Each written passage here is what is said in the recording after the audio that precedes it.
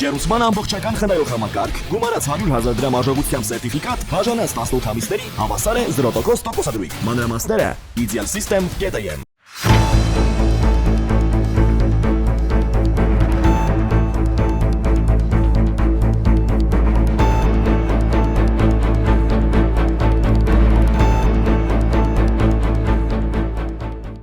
Ողջույն, առաջին լրատվականի եթերում տարածաշրջան եւ Անդին հայացք Երևանից հաղորդաշարի հերթական թողարկումն է, ես Սիրանույշ Պապյանն եմ։ Անդրադառնալու ենք մեր տարածաշրջանում ու դրանից դուրս տեղի ունեցող կարևորագույն իրադարձություններին։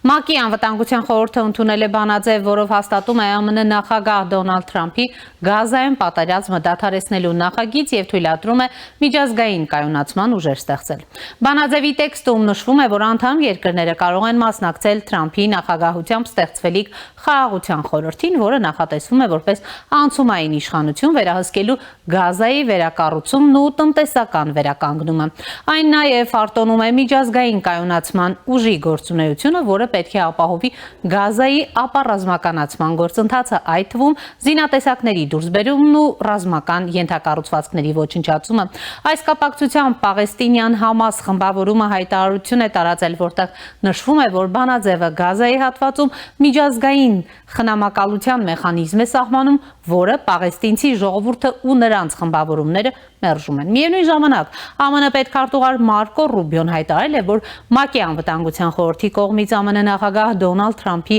Գազայի հատվածի վերաբերյալ խաղաղության ծրագրին աջակցող ամերիկյան բանաձևի նախագծի ընդունումը կարևոր քայլ է դարձել անկլավի նկատմամբ իշխանությունը պաղեստինյան ժողովրդին հանձնելու ճանապարհին։ ՄԱԿ-ի անվտանգության խորհրդի բանաձևը, որը սատարում է նախագահ Թրամփի 20 կետանոց խաղաղության ծրագրին, պատմական հանգրվան է խաղաղ ու բարգավաճ Գազայի հատված կառուցելու ճանապարհին, որը կկառավարվի պաղեստինյան ժողովրդի, այլ ոչ թե Համասի կողմից, գրել է Ռուբիոն X-ում։ Նա նաև հավելել է, որ ընդունված փաստաթուղթը հնարավորություն է տվել հնարավորինս մոտենալ Գազայի, ապա ռազմականացմանը, ապա ռադիկալացմանը եւ կայունացմանը։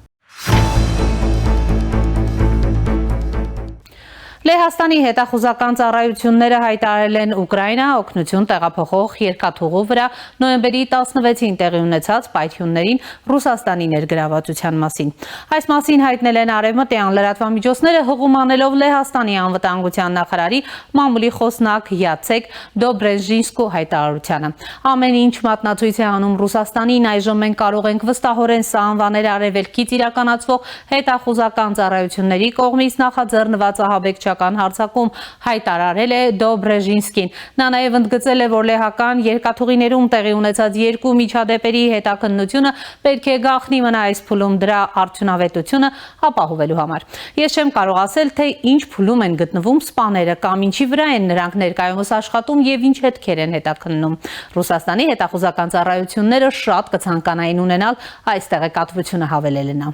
Հիշեցնենք, որ նախորդին Լեհաստանի վարչապետ Դոնալդ Տուսկը Վարշավա Լյուբլին երթուղում տեղի ունեցած պայթյունները որակել է որպես դիվերսիա։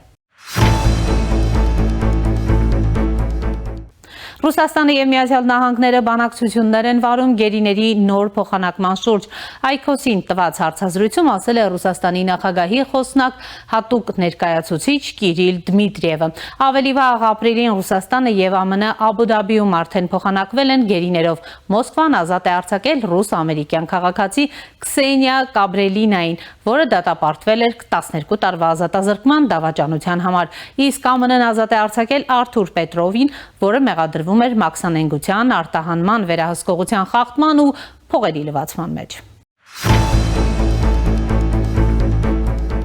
Թուրքիայի ազգային մեծ ժողովի նախագահ Նուման Քուրթուլմուշը մասնակցել է Եվրոպայի անվտանգության ու համագործակցության կազմակերպության ԵԱՀԿ-ԽՎ խորհրդարանական վեհաժողովի 23-րդ աշնանային գլխավոր ժողովին։ Նա ի տիվս այլ հարցերի անդրադարձել է Հարավային Կովկասին ու Հայաստանի եւ Ադրբեջանի խաղաղության գործընթացին։ Մեր տարածաշրջանում ավելի քան 30 տարի տևած հակամարտության պարունակող մեկ այլ թեմա է Ադրբեջանի եւ Հայաստանի միջև դրված խաղաղության համաձայնագիրը, հայտարարել է Քուրթուլմուշը։ Նա Նաև նշել է, որ այդ համատեքստում երկու երկրների միջև վեճը, որը 30 տարի Կովկասում անկայունության հարց է եղել, մտել է նոր փուլ։ Քուրթուլմուշը հավելել է, որ Ադրբեջանն ու Հայաստանը խնդիրները սկսել են լուծել բանակցությունների և քննարկումների միջոցով։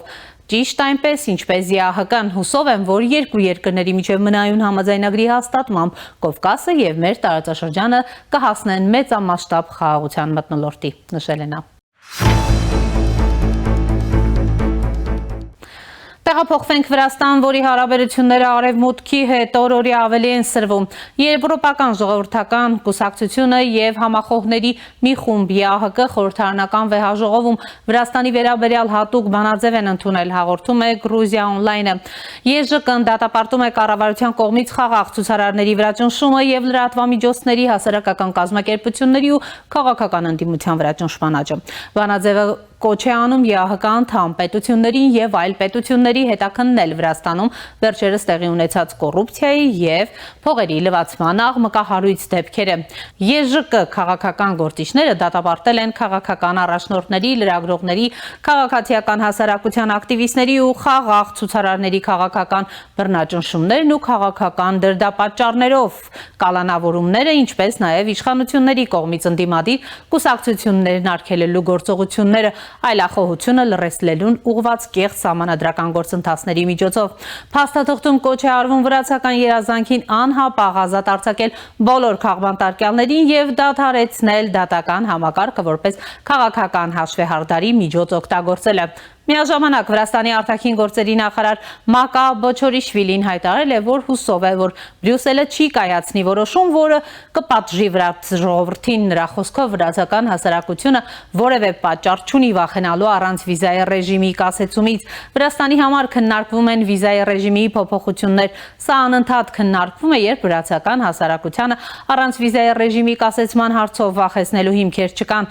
Մեզ համար պարզ է դառնում, որ Բրյուսելը օգտագործում է բոլոր մեխանիզմներն ու լծակները վրացական հասարակության վրա ճնշում գործադրելու կամ նրա նկատմամբ որոշակի պատժամիջոցներ կիրառելու համար։ Հուսով եմ, որ Բրյուսելը չի կայացնի որոշում, որը կլինի պատիժ վրացական հասարակությանը կամ վրաց ժողովրդի դեմ, հայտարարել է Բոչորիշվիլին։ Եվս մեկ տեղեկություն Վրաստանից ԱՄՆ պետդեպարտամենտի ներկայացուցիչ Ջոնաթան Ասկոնասը ժամանել է Վրաստան, այս մասին հայտարարել է Վրաստանում ԱՄՆ դեսպանատունը։ Մենք ուրախ ենք ողջունել ԱՄՆ պետդեպարտամենտի ներկայացուցիչ ավագ խորհրդական Ջոնաթան Ասկոնասին Վրաստանում։ Նրա այցի նպատակն է քննարկել, թե ինչպես կարող է Վրաստանը աջակցել Թրամփի երթուղուն միջազգային խաղաղության ու բարգավաճման համար ծրագրին։ Այսօր առավոտյան դոկտոր Ասկոնասը այցելել է Սադախլոյի ավտոմոբիլային մաքսակետ, որի կառուցումը և հագեցումը մեծ մասամբ հնարավոր է դարձել ԱՄՆ աջակցության շնորհիվ։ Այցի ընթացքում նա նաև կհանդիպի Վրաստանի արտաքին գործերի նախարարության, կառավարության աշխատակազմի և միջազգային ֆինանսական հաստատությունների ներկայացուցիչների հետ, ասվում է ԱՄՆ դեսպանատան հայտարարության մեջ։ Միևնույն ժամանակ Վրաստանի վարչապետ Իրակլի Կոպախիձեն հայտարարել է, որ Վրաստանի իշխանությունը Միացյալ Նահանգների հետ հարաբերություններում գտնվում է ռազմավարական համբերության ռեժիմի մեջ, բազմիցս հայտարարելով ռազմավարական գործընկերությունը վերականգնելու իրենց ցանկության մասին մաքուր էջով ու հստակ ղեկավարությամբ։ Մինչ այժմ մենք տեսնում ենք պասիվություն ԱՄՆ կողմից, նշել է նա։ Իրանի արտաքին գործերի նախարար Սեյեդ Աբբաս Արաղչին այսօր Կասպից ծովի տարածաշրջանի նահանգապետերի առաջին գագաթնաժողովի բացման արարողության ժամանակ հայտարարել է, որ Իրանի Իսլամական Հանրապետության և Ռուսաստանի Դաշնության միջև հարաբերությունները ռազմավարական գործընկերության մակարդակի են։ Մեր և Ռուսաստանի միջև շարունակվում են սերտ քաղաքական, տնտեսական ու միջազգային փոխանակումները։ Նա հիշեցրել է, որ Իրանի նախագահ Փեզեշքիան այցելել է Ռուսաստան, ինչպես նաև շատ կարևոր ուղևորություն է կատարել Ադրբեջան և հաջորդ ամիս կայցելի Ղազախստան ու Թուրքմենստան։ Իրանի դիվանագիտական գերատեսչության ղեկավարը նշել է նաև, որ Կասպից ծովի տարածաշրջանի բոլոր երկրների հետ Իրանի հարաբերությունները բարձր մակարդակի վրա են։ Մենք ռազմավարական հարաբերություններ ենք կառուցել այդ երկրներից մի քանիսի հետ, հավելել է նա։ Ընդգծելով Կասպից ծովի տարածաշրջանի կայունությունը, Արաղչին նշել է, որ Կասպից ծովը Իրանի համար նույնքան կարևոր է, որքան Պարսից ծոցը և նրա շրջակա տարածքը։ Մենք շատ կարևոր խնդիրներ ունենք այս տարածաշրջանում։ Կասպից ծովի ափամերձ երկրները, գիտակցելով այս տարածաշրջանի կարևորությունը, իրենց ընդհանուր շահերը, ընդհանուր խնդիրներն ու մտահոգությունները սկսել են համագործակցել շատ տարիներ առաջ։ ասել է նա։ Այսօրվա համար այսքանն էինք նախատեսել, հետևեք մեր թողարկումներին, կհանդիպենք։